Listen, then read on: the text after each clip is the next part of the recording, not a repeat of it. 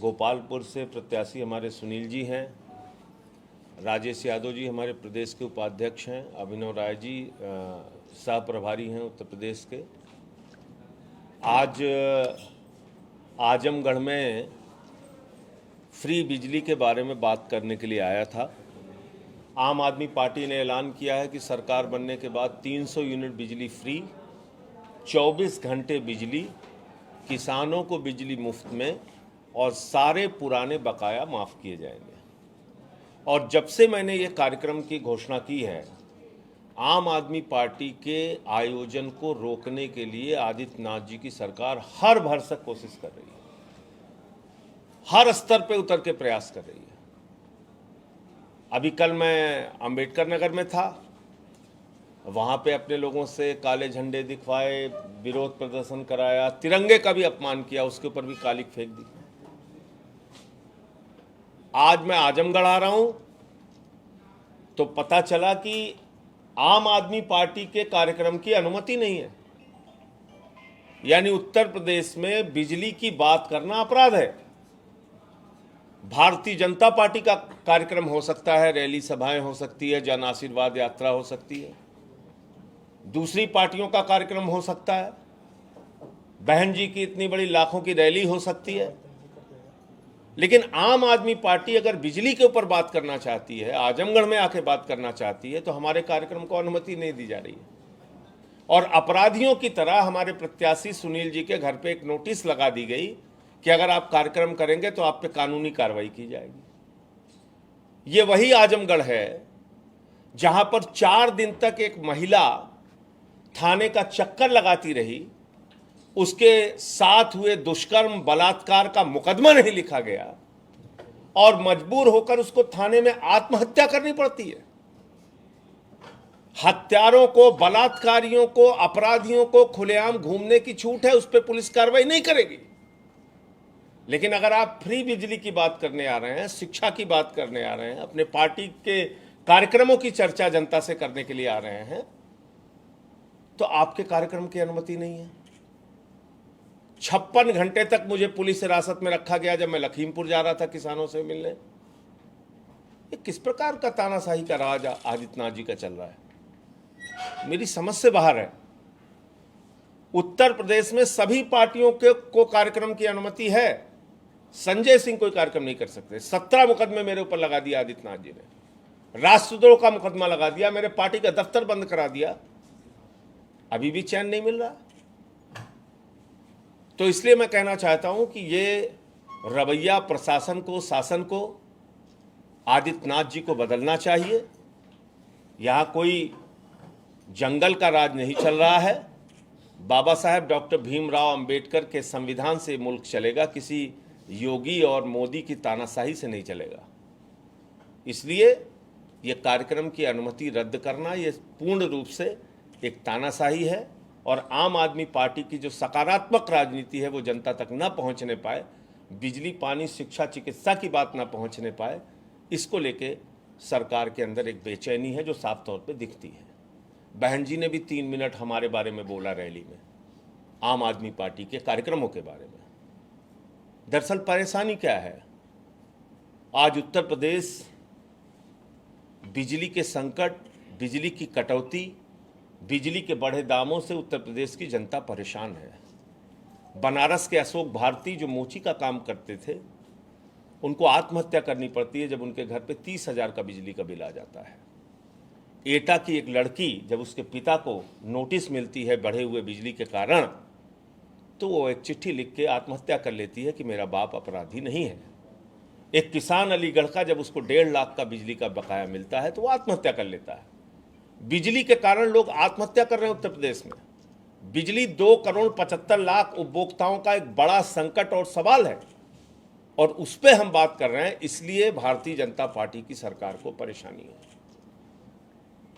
आज उत्तर प्रदेश में जो 2-3 घटनाएं हुई हैं उसके बारे में आपसे बात करना चाहूँगा। अजय मिश्रा टेनी का जो लड़का है, उसने किस तरीके से किसानों को रौंद के गाड़ी से कुचल के मारा, मंत्री की गाड़ियों ने किस तरह से किसानों को रौंदा, इसका वीडियो सामने आ चुका है। तमाम साक्ष्य सामने आ चुके हैं। लेकिन सुप्रीम कोर्ट की फटकार के बाद मंत्री के बेटे को गिरफ्तार किया जाता है। सुप्रीम कोर्ट की फटकार के बाद मंत्री के बेटे के खिलाफ कार्रवाई की जाती है, लेकिन अभी भी मंत्री के खिलाफ कोई कार्रवाई नहीं की गई। 3.5 साल हो गए, उनके मुकदमे की हाई कोर्ट में सुनवाई नहीं हो पा रही है।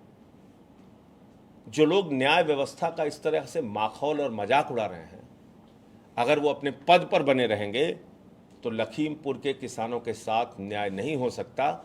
उत्तर प्रदेश में मारो और मुआवजा दो की राजनीति चल रही है। मनीष गुप्ता को मार दो, फिर मुआवजा दे दो। इंद्रकांत त्रिपाठी व्यापारी को मार दो, फिर मुआवजा दे दो। जयप्रकाश पाल बलिया के व्यक्ति को मार दो, फिर मुआवजा दे दो। संजीत यादव को मार दो, फिर मुआवजा दे दो। हाथरस कांड में दुष्कर्म करके हत्या कर दो, फिर मुआवजा दे दो। लखीमपुर में किसानों को रौंद के मार दो, पत्रकार को रौंद के मार दो, फिर मुआवजा दे दो। तो मारो और मुआवजा दो की ये जो राजनीति है बहुत ही खतरनाक है। मारो और मुआवजा दो की राजनीति नहीं, न्याय की राजनीति होनी चाहिए। अपराधी दो चश्मे से नहीं देखे जा सकते। कोई हत्यारा है, वो मंत्री का बेटा हो या कोई आम नागरिक हो, उसके खिलाफ सीधी कार्रवाई होनी चाहिए कानून के मुताबिक। नंबर 1।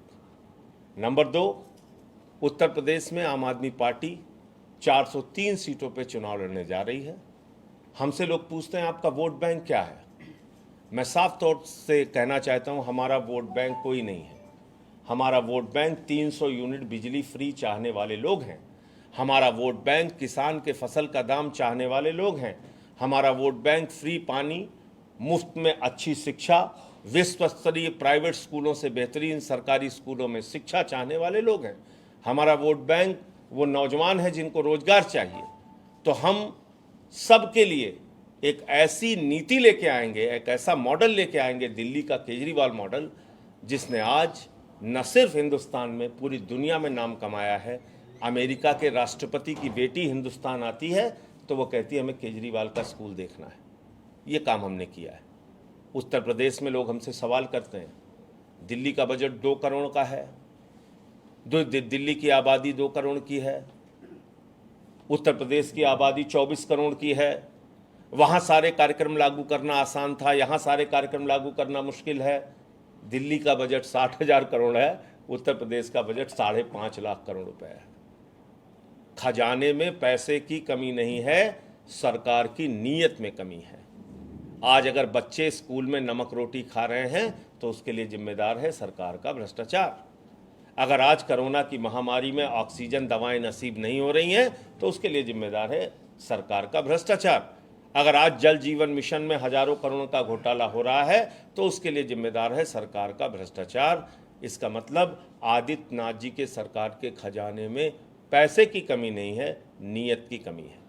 तो एक अच्छी नीयत की सरकार उत्तर प्रदेश की जनता चुने, और मैं उत्तर प्रदेश की जनता से अपील करता हूं कि इस बार विकास का वोट बैंक बनाइए, शिक्षा का वोट बैंक बनाइए, फ्री इलाज का वोट बैंक बनाइए, फ्री पानी का वोट बैंक बनाइए, अच्छी सड़कों का वोट बैंक बनाइए, फ्री बिजली का वोट बैंक बनाइए, विकास का वोट बैंक, उन्नति का वोट बैंक बनाइए। तीसरा क्या 403 सीटों पे आप लड़ने का बात कर रहे हैं, लेकिन क्या आपको कितनी अपेक्षा है कि कितनी सीट मिल जाएगी? क्या गठबंधन के लिए भी आप तैयार हैं इसी से? देखिए, मैं आपको साफ तौर पे कहना चाहता हूं कि जब दिल्ली का चुनाव हम लड़ रहे थे 13 में, तो हमें लोग कहते थे 2% वोट भी नहीं आएगा। और मैं दिल्ली के चुनाव का इंचार्ज था 13, 15 और 20 तीनों चुनाव में। तो 13 के चुनाव में मैं जिसको अपनी पार्टी से लड़ने के लिए रिक्वेस्ट करने जाता था वो मना कर देता था, कहता था नहीं लड़ना, आपकी पार्टी को वोट नहीं मिल रहा है। लेकिन जनता ने प्रचार किया, जनता ने चंदा दिया, जनता ने वोट दिया, जनता ने सरकार बनाई। उत्तर प्रदेश में भी हम वो अपने सारे कार्यक्रम जो हमने दिल्ली में लागू किए हैं उसको लेकर प्रचार कर रहे हैं, और बहुत सघन प्रचार कर रहे हैं। डोर टू डोर कैंपेनिंग कर रहे हैं फ्री बिजली के, 300 यूनिट फ्री बिजली के केजरीवाल जी के पहले वादे के साथ। तो मुझे लगता है कि इसका एक सकारात्मक असर ज़मीन पे देखने को मिल रहा है। उसके 2 उदाहरण हैं। नंबर 1, जिला पंचायत के चुनाव में हमें 83 सीटें मिली, 40 लाख वोट मिला। नंबर 2, तिरंगा यात्राएं हमारी हुई, उसमें भारी जन समर्थन जनता का निकल के आया। ये 2 ऐसी चीज़ें सामने हैं जिससे लग रहा है कि उत्तर प्रदेश की जनता बदलाव की राजनीति के साथ जुड़ रही है। अब कितनी सीटें आएंगी और क्या हमारी अपेक्षा है, हमारी अपेक्षा सिर्फ यूपी की जनता के ऊपर निर्भर है। हम अपनी सकारात्मक और विकास की बातचीत करेंगे पूरे चुनाव। अच्छा सर, गठबंधन हम नहीं कर रहे हैं किसी। अखिलेश यादव आज रथ यात्रा उनकी निकल चुकी है, क्या कहना चाहेंगे कि यूपी की राजनीति में जिस तरीके से उनको लेकर आजमगढ़ में पोस्टर भी लगे लापता के, आपने देखा भी होगा, क्या कहना चाहेंगे आप? नहीं, अखिलेश यादव जी को या जो भी पॉलिटिकल पार्टीज हैं दूसरी भी, उनको अपने अपने कार्यक्रम चलाने का पूरा अधिकार है, डेमोक्रेसी है, सब सारी पार्टियां अपना कार्यक्रम चलाएं। मेरा तो सिर्फ ये कहना है, आदित्यनाथ जी के सबसे ज़्यादा परेशानी हमसे क्यों है? 17 मुकदमे आपने लिख दिए, चैन नहीं मिल रहा है आपको। हमारे ही कार्यक्रमों में आप रोड़ा क्यों डालते हैं? हम जा रहे हैं किसान से मिलने, आपने 56 घंटे मुझे पुलिस हिरासत में रखा। हम आजमगढ़ आ रहे हैं बिजली की बात करने, कोई और कार्यक्रम नहीं है। फ्री बिजली पे एक सम्मेलन होने जा रहा था, उस पर आपने रोक लगा दी। ये क्या है? हाँ, सारी पार्टियों को कार्यक्रम करने की, आंदोलन करने की, रैली करने की, सभा करने की छूट है और होनी भी चाहिए। मैं इसको बुरा भी नहीं मानता। हमारे ऊपर इतने सारे प्रतिबंध क्यों? उसमें अनुमति मिली थी या नहीं मिली थी आज की सभा में? देखिए, एक जो उन्होंने संस्तुति के साथ अग्रसारित किया है वो पत्र तो मेरे पास है। अग्रसारित तो इन्होंने किया होगा ना, थाने ने। लेकिन मैं इससे अलग बोल रहा हूँ। मैं तो ये कह रहा हूँ कि क्या कारण है कि आपने अनुमति नहीं दी? अनुमति नहीं दी। क्यों नहीं दी? और उसका लिखित भी मुझे कोई सूचना नहीं दी। आपने अगर अनुमति नहीं दी तो लिखित में दीजिए ना, फिर जिससे हम किसी कोर्ट में उसको चैलेंज कर सकें। मतलब कोई आधार नहीं बताया? कोई आधार नहीं बताया। अभी तक मुझे कोई लिखित सूचना नहीं दी गई है। मुंह जबानी, और जैसे होता नहीं कि गुंडा राज चल रहा है तो अपना रात में पहुंचे, वहां पे टेंट हटवा दिया, माइक सिस्टम हटवा दिया। ये क्या है? 15 दिन से हम लोग कोशिश कर रहे हैं। सगड़ी में तो मायावती और इनको प्रियंका जी को कैसे मिल गए? अब ये उनसे पूछिए आप। अच्छा सर, मैं तो यही तो कह रहा हूं आपसे।